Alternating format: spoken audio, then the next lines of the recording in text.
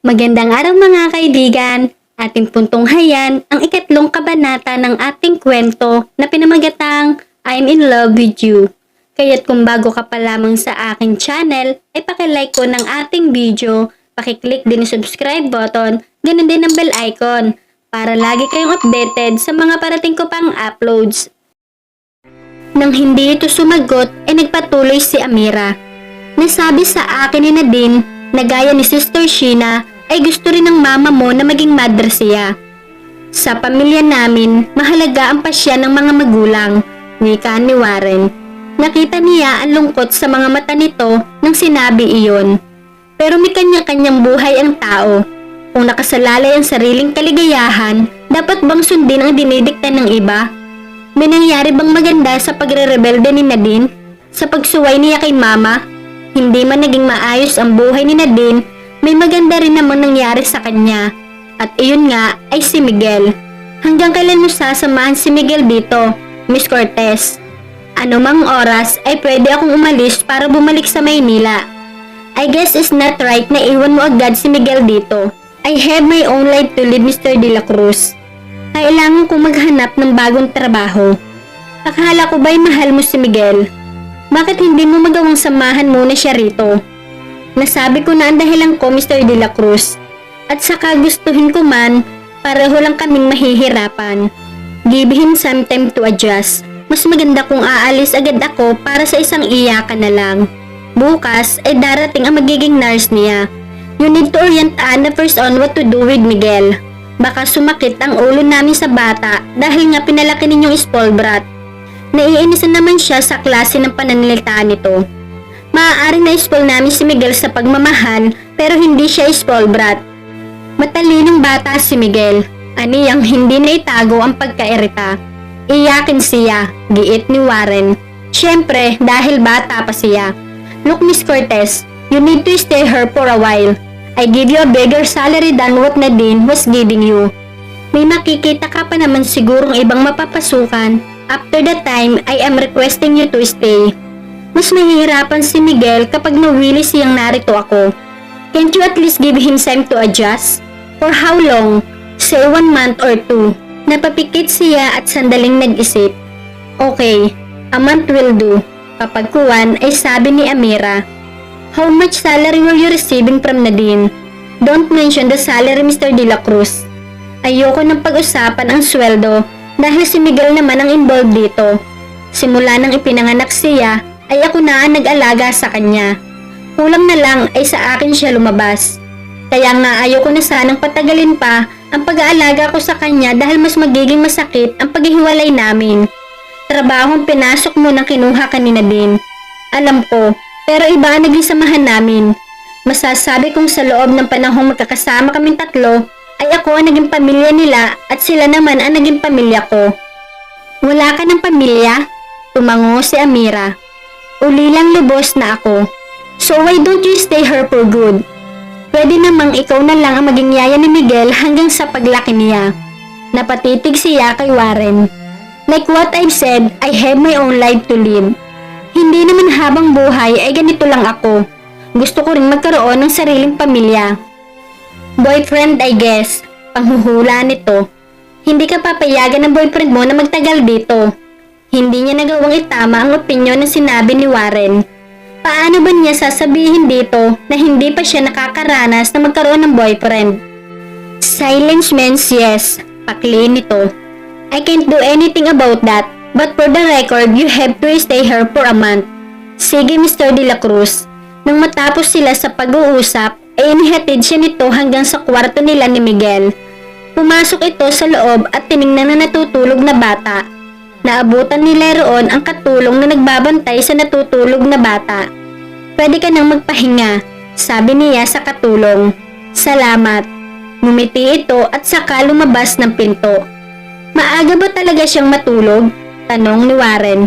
Usually, 8:00 pa lang ay tulog na siya. Mas maaga siyang nakatulog ngayon kasi napagod siguro sa biyahe. Natuwa siya sa nakikitang senseridad sa mga mata nito. Magiliw rin si Jonathan sa bata, pero iba ang senseridad na nakikita niya sa mga mata ni Warren. Titig na titig ito kay Miguel. He smiled. Mas gwapo ito kapag hindi seryoso ang mukha. He looks every inch a De La Cruz. Mahinang sabi ni Warren. Ikaw raw ang talagang kahawig niya, sabi ni Nadine. Saglit na sinilyapan niya ito. Nang tingnan din siya nito ay tinuon niyang tingin kay Miguel. I guess so. He looks exactly like me when I was his age. Ipinamulsa nito ang dalawang kamay sa bulsa ng pantalon nito. Magpahinga ka na rin. Alas 7 ang almusal dito. Maganda siguro kung makakasabay si Miguel sa pag-aalmusal para ma-at-ease siya kay mama at sa buong pamilya. Akmang tatalikod na ito nang tila may naalalang sabihin. I hope you have a pleasant stay here, Miss Cortez. Tumango siya ng bahagya. Hindi niya alam kung ano ang dapat sabihin. Kanina lang ay napakaseryoso nito pagkatapos ay naging napakasibil nito sa kanya. Ipinagpalagay niya na dahil iyon sa kagustuhan nitong manatili muna siya sa poder nito bilang yaya ni Miguel habang hindi pa nakaka-adjust ang bata. Ang mga ito nga naman ang mahihirapan kung sakaling maging pasaway si Miguel. Pero siya ang mas mahihirapan kapag oras na ng pagpapaalam. Nang inalok siya ni Warren na manatili roon, ay sinabi lang niya na may naghihintay ng trabaho sa kanya kahit wala pa naman siyang mapapasukan. She was really anticipating the family would offer her the job. Pero sinabi na nga niya sa sarili na tatanggihan niya ang offer kung sakali. Ayaw niya lalo mapamahal at mapalapit kay Miguel pagkatapos ay iiwan din pala niya ito. Tinitigan niya ang nahihimbing na bata. Hinaplos niya ang noo at buhok nito bago niya ito hinagkan sa pisngi. 1 buwan pa silang magkakasama nito. Bago siya magtungo sa Cebu ay desidido siyang bumalik agad sa Maynila. Kaninang kinausap siya ni Warren ay para bang may magneto ang mga mata nito kaya siya napao nito na magtagal. Hindi. Anang maliit na tinig na kanyang isip. Pumayag siyang manatili roon dahil kay Miguel. Nag-aalala siya na baka hindi makayanan nito ang culture shock sa biglaang paglipat nito ng bagong lugar, lalo pangat para itong tutungtong sa dinumero sa pakikitungo sa mga tao roon. Uungat nakitaan niya ang sensiridad si Warren na gusto nito si Miguel, pero matigas ito. Baka hindi ito maggilo sa bata. Kailangan pa siya ni Miguel. Hindi niya ito pwedeng iwan ng basta-basta. Uuwi na tayo, Tita Amira? Tanong ni Miguel sa kanya nang binihisan niya ito kinaumagahan. Pinaliguan niya ito at sinuotan ng pulang polo at maong pants. Miguel, dito ka natitira. Sinuklay niya ang buhok nito. Mula ngayon, sanayin mo na ang sarili mo sa malaking bahay na ito. Umiksi ito. Ayoko talaga, Tita Amira. Ayoko dito. Hinawakan niya ang mga balikat ni Miguel. Listen, little boy. Gaya ng sinabi ko sa iyo, dito ang tirahan mo. Sila ang pamilya mo. May kumislap na luha sa mga mata nito. Don't cry, hindi dapat iyakin ang mga batang lalaki na kagaya mo. Diba, nakita mo na ang Uncle Warren at Uncle Jonathan mo? Dapat gayahin mo sila. Humikbi ito. Ayoko sa kanila. Hindi nila ako gusto. Nagkakamali ka, Miguel. Gusto ka nila. Hindi lang sila sanay na may bata rito. Gusto ko rito kung dito ka rin titira, Tita Amira. Huminga siya ng malalim. Okay, dito muna ako pasamantala. Darating mamaya ang nurse na mag-aalaga sa iyo. Pero habang hindi ka pa sanay rito, dito rin muna ako. Ayoko yon, Tita Amira. Gusto ko dito ka palang palagi. Gusto ko sama mo ako pag umalis ka rito. Miguel, hindi ba napag-usapan na natin ito? Paulit-ulit na lang tayo. Yumakap ito sa kanya. Basta, ayokong umalis ka. Love kita, humangulhol na ito. Niyakap niya ito ng mahigpit. Huwag ka nang umiyak. Lalabas na tayo para mag-breakfast. Hinaplos-haplos niya ang likod nito at kapag kuwan ay hinirap niya ang mukha nito sa kanya. Mamimit mo sabay-sabay ang pamilya mo. Gusto ko, ipakita mo sa kanila na big boy ka na at hindi iyakin. Okay? Gusto ko maging smart ka gaya ng itinuro namin sa iyo ng mami mo. Okay ba yon? Pinahid niya ang luha sa mga mata at pisngi nito. Deal ba iyon, Miguel? Nag-thumbs up pa siya. Ginaya nito ang ginawa niya. Deal, humihikbing sabi nito. That's my boy. Niyakap uli niya si Miguel. Maya-maya pa ay magkaagapay na silang lumabas ng kwarto at nagtungo sa dining room. Lihim na nagpasalamat si Amira nang sa harap ng almusal ay nagpakita ng pagiging bibo si Miguel. Bagaman madalas na tumitingin ito sa kanya, ay alam niya maganda ang naging impresyon ng lahat ng naroon. Naaliw si Sister Sheena rito. Hindi lang niya alam kung si Doña Carmen ay natutuwa sa apo at tinatago lang ang emosyon. Nakataas noo ito at hindi nagsasalita. Si Sister Sheena lang ang palagi nagtatanong kay Miguel. Pagkatapos kumain ay umalis din agad si Warren. Si Jonathan ang naiwan sa kanila ni Miguel at sumama sa kanila sa paglilibot sa buong mansyon. Ibinilin sa akin ni Kuya na itur ko kayo sa mansyon at sa farm para daw mapamilyarize kayo ni Miguel sa paligid. Pwede naman kami samahan ng isang maid, aniya. Akin niya si Miguel habang sumusunod kay Jonathan. Sinulyapan siya nito. Batas dito ang salita ni Kuya. Kapag sinabi o inutos siya, kahit may lakad ako, kailangan sundin ko siya. Okay lang na kami na lang ni Miguel ang mag-ikot. Hindi naman siguro kami mawawala. Ngumiti si Jonathan. Ayaw mo ba akong kasama? Hindi sa ganoon, kaya lang ang sabi mo nga may pupuntahan ka. Kinansila ko na ang lakad ko. Gusto ko ring makasama kayo ni Miguel. Ginulo nito ang buhok ng bata. Ganoon lang talaga si Kuya. Siguro ay nasanay rin ako sa lahat ng sinasabi niya ay dapat kong sundin. Bakit naman? Mga bata pa kami na mamatay si Papa. Mula noon ay si Kuya Wari na ang tumatayong padre de pamilya. Mana siya kay Mama, strong in personality. Hindi na siya nahiyang magtanong. Kahit labag sa kalooban mo, sinusunod mo ang gusto niya? Tumawa ito. Most of the time, yes. Sa amin tatlo ni na Ate Sheena at Nadine, si Nadine lang ang naglakas loob na sumuway kina Mama at Kuya. Si Kuya, hindi ko naman masasabing masama ang ugali niya, pero talagang authoritative siya. Sabihin na nating malakas ang convincing power niya. Look at you, na-convince ka niyang manatili rito. Si Miguel ang dahilan kung bakit ako nagdesisyong manatili rito, hindi ang kuya mo.